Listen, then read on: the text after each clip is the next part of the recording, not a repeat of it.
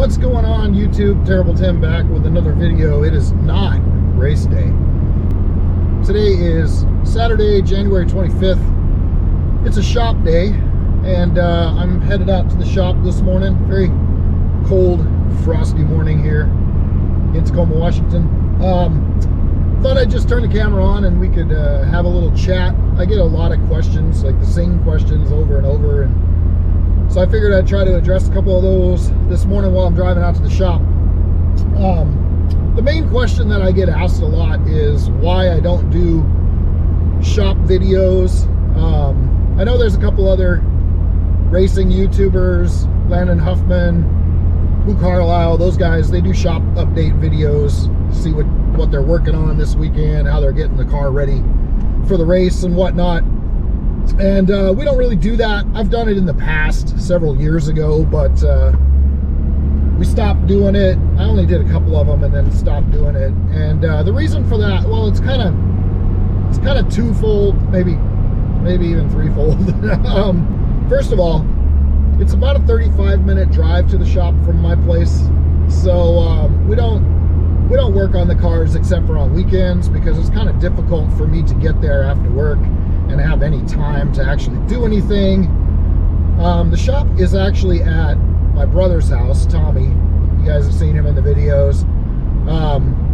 It's at his house, so it's basically his garage, and he works a pretty early shift, so he gets up at like 4 a.m. So if I get off work at 5, drive out to the shop at 6 o'clock by the time I get there, you know, he's getting up at 4 a.m. so he needs to be heading off to bed.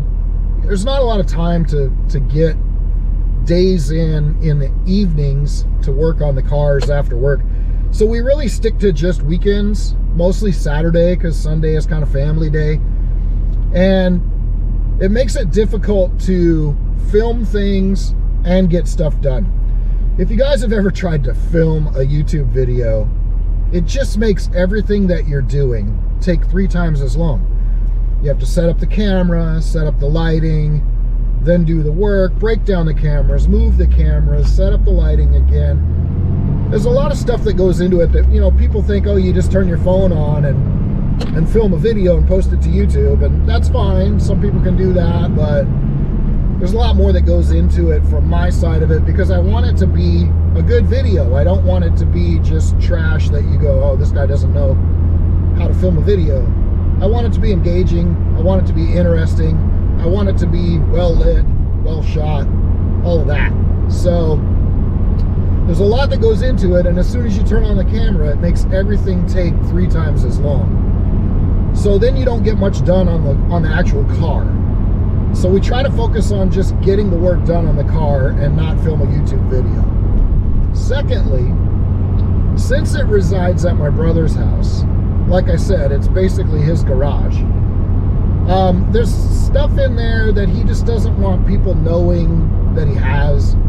You never know who's watching these videos and planning, you know, to rob it or whatever. You just can't be too sure these days. So he has personal cars in there that are not race cars, things, you know, that he just doesn't want people knowing what he has in there. So that kind of factors into it too. It's more of a privacy issue. That's why I stopped doing them. So there's that. That explains why I stopped doing and don't do shop tour videos or shop update videos anymore. You can pretty much bet that every Saturday we're either at the racetrack or we're at the shop working on the cars. I just don't post those videos on YouTube. One other question that I get asked a lot is, what's the racing schedule? When are you going to run the Vintage Modified again? People ask a lot when I'm going to run the Vintage Modified again. So let me kind of address the racing schedule for 25, since we're approaching that now.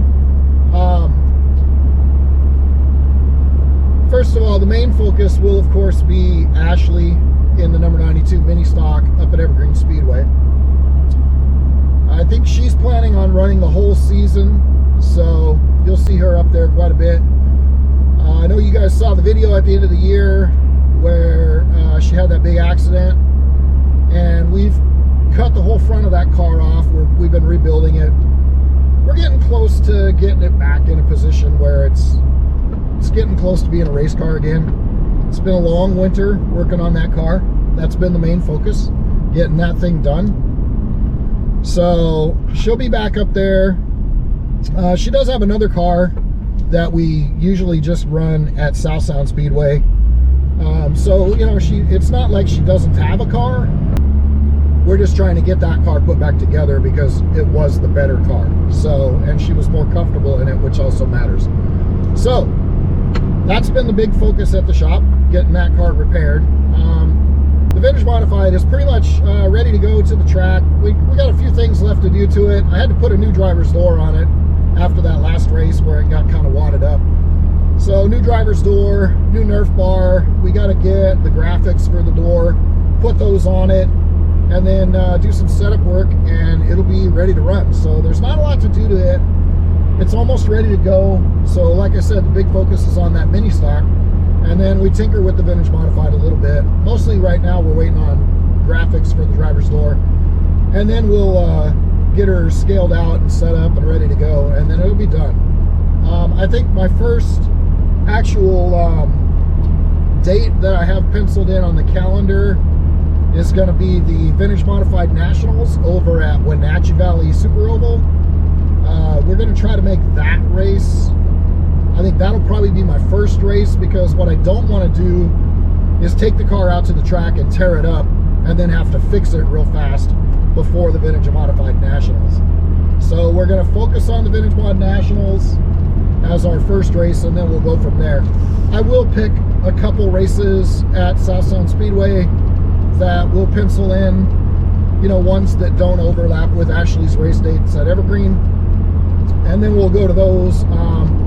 Championship night is usually one of the ones that doesn't conflict with anything else, so we tend to go to that one. I'll pick one earlier in the season too, so we'll be down at South Sound a couple races. But I'm at a point in my life where my days of racing for points is over with. I'm not going to bother with that championship anymore, and I'm certainly not going to run for points at South Sound Speedway, because quite frankly, you know, I just don't feel like they treat us very well down there. I don't know what it is about me and my race team, but the track management down there just does not treat us very well. I don't know why.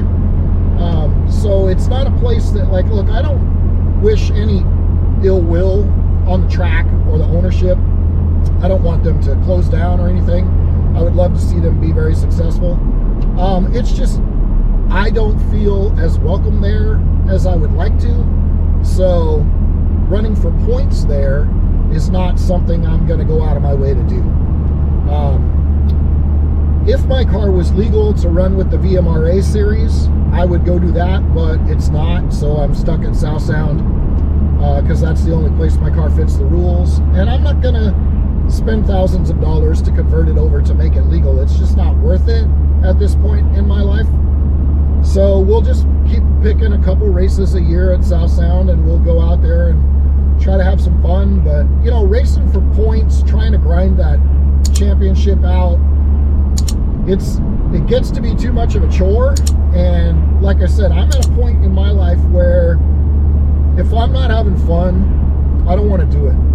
So trying to grind out a championship every single race, and all of the stress that comes with, and the funding it takes to repair the car every week and be ready for the next race, to me it's just not worth it anymore. I just want to go have some fun with my family and my race team, and that's, you know, that's kind of where I'm at. So I'm not going to be running for points. We'll just pick and choose 2, maybe 3 races at South Sound. I'm going to focus on that Vintage Modified Nationals over at Wenatchee Valley. So, you know, make sure you come see that race. We'll be out there. And that's kind of the focus. I know Donnie's going to be running his street stock up at Evergreen a little bit this year. So we got 3 cars coming out of the Haywire Racing shop this year. The 92 mini stock, Donnie and his street stock up at Evergreen Speedway for both of those. And then the Vintage Modified here and there, just a little bit. You know, it's a lot to coordinate when you got 3 cars coming out of the same shop. And it's, you know, same crew, same spotters, same radios, you know, same equipment. It's tough to coordinate all of that together and make it all work. So that's why I've kind of backed off and I'll just pick and choose 2 or 3 races a year, squeeze them in between everybody else's stuff, and that's kind of where I'm at. So hopefully that kind of answers where we're headed for 2025, what I'm up to, and where the Vintage Modified will be when you can come see us. I'll get those dates posted on Facebook. I'll put a link below this video to the Facebook fan page so that you can keep up to date on that. Make sure you follow that fan page, and then you'll get all the updated news whenever I get those dates actually confirmed, and I'll post them up there. Maybe I'll even make a Facebook event or something so that you can track all that. But that's kind of where we are for 2025. Hope that answers some of your questions, and I hope that we see you at the track. Make sure you subscribe to the channel, give this video a thumbs up, and you know, if you like these drive to the shop chats, we could do this more regularly. Maybe post some questions down in the comments down below, and we'll answer those while the Q&A session on the next one. And you know, share this video with your friends, help us out a little bit.